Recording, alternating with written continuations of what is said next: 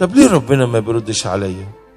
هذا سؤال انت بقى تسأله. طب ماشي خلاص، انا صدقت ان انا مش منسي، وصدقت ان ابويا، وصدقت انه بيحبني، وصدقت انه كل الخير ده ليا، بس هو ليه ما بيردش عليا؟ ما انا بطلب منه، هو ما بيدينيش ليه طلبتي؟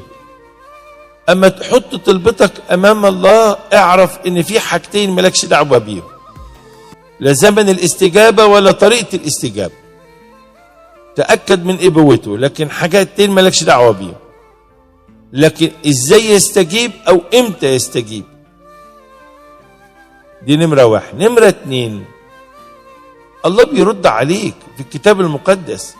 يا هيقول لك طلبتك حدها لك بس طول بالك، او يقول لك هنعدل الطلبه، او يقول لك لا بس انت ما انتش مستعد تسمع الا اجابه واحده، انا عاوز الطلبه. عشان كده هو قرر الهنا بابوته ان هذه الطلبه مش صالحه ليك، فبيقول لك لا، انت ما انتش عاوز تسمع لا، فما بيستجيبش.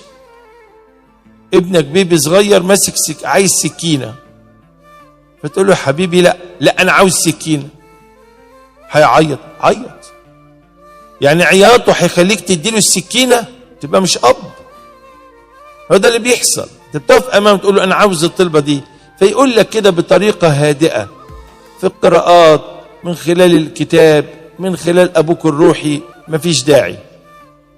فتبدا تلوم ربنا ليه ما يدانيش؟ عشان دي هتضرك، انك لست تعرف الان لكن تفهم فيما بعد. فتقعد تعيط او تخصم ربنا او تلومه او تعاتبه. محدش يعمل كده. اياك وملامه الله وعتاب الله.